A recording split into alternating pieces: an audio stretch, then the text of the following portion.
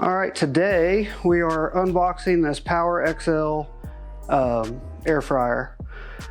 We looked at a bunch of different ones, the Ninja, a couple other ones. This one had really good ratings. I actually wanted the Ninja one, but Kohl's was out of stock when we went to go get it. We had some gift cards and whatnot, so this was pretty much only cost us like $20. So it had pretty good reviews. I checked a few different websites. It was a 4 on pretty much every website. If it's a 4 for me, it's pretty much a 5 because there's some people out there that you just can't satisfy. So we'll just start unboxing this. I want to do an unboxing, go through a couple of the steps on how to work it, and then later on we're going to be doing veggie katsu in it. So we're going to be cooking the tofu inside of this. So I'll get some video doing that, and then I'll do a small little my thoughts after using it for the first time. So upon opening the box, we have just a,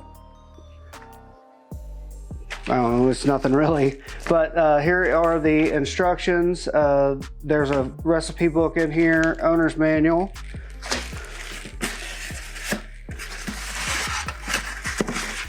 Some styrofoam, and then it looks like it just pulls out all as one. Yep. So let me set this to the side.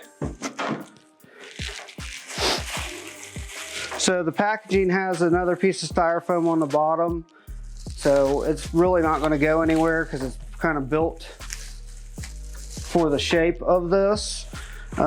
This is a 7 quart. I'll go over a couple little the things in here. Let me find them real quick. So it's got 1 touch digital programming. There's 10 preset programs. So it's kind of set up like the we have an Instapot, and there's a bunch of preset stuff on there. So they did not want you to get into this at all. It's taped and wrapped and every which way. Also, I think if this is the one I was looking at, I've looked through a bunch of them and you kind of lose track after a while. So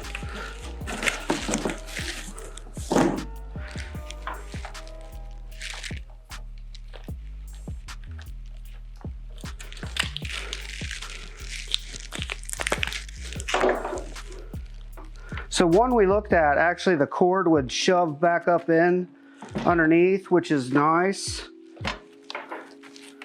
But it does not look like this one's like that. So that's kind of disappointing. But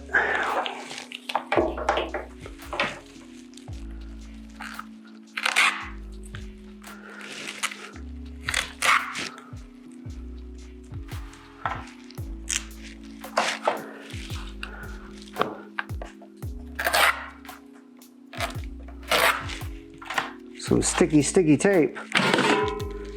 So here is the pan, or the tray. It looks like you can probably almost fit a whole chicken in there if that's your... So I've never used one of these before. So I think you just add just a little bit of oil down in the bottom, and then that's why you get the fried part of it, but less fat. So I got my extension cord. I want to plug it in for the first time.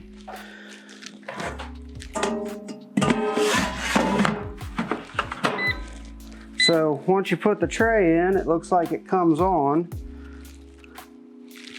Let me zoom in real quick.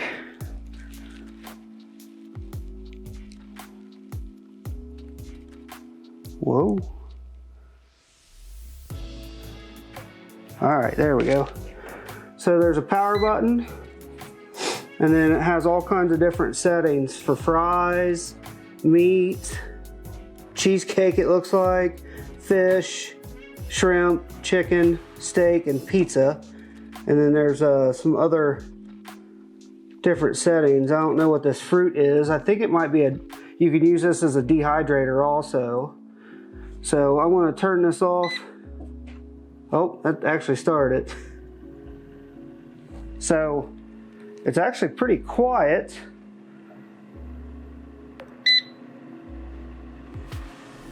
And then I just turned it off, so it's probably blowing the fan a little bit harder to kind of cool it down quicker.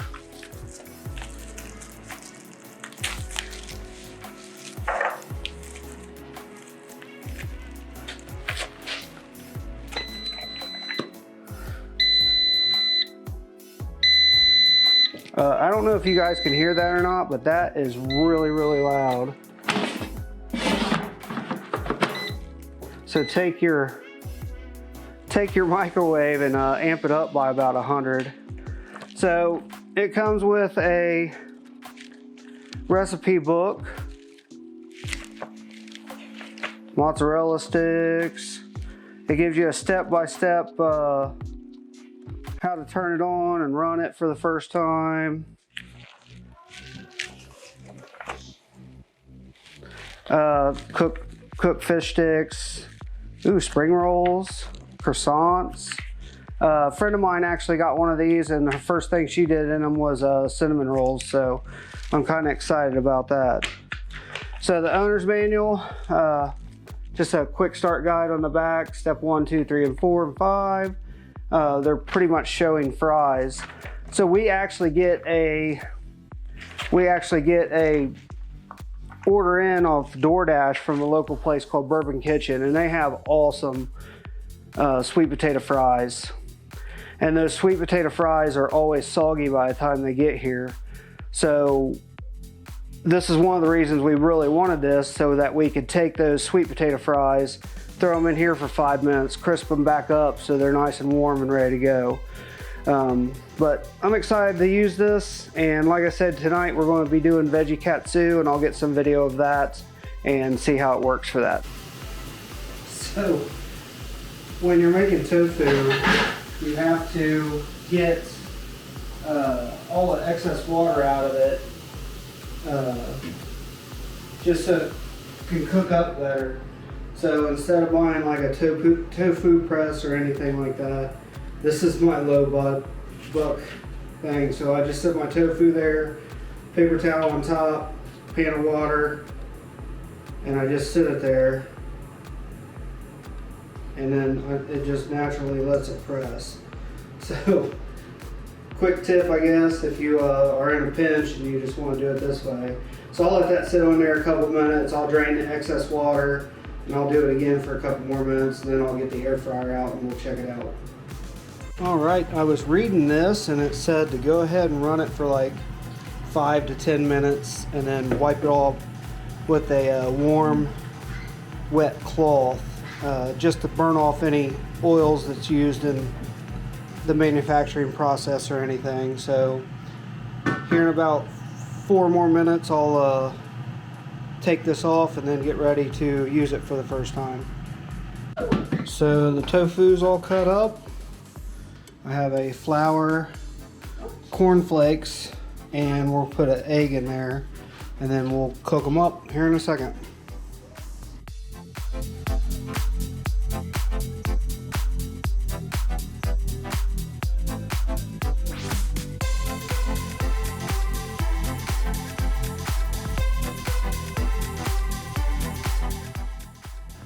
Alright, I wanted to get it on film of it stopping. Actually made a couple sounds like it did earlier, but 15 minutes later, and this is what we got.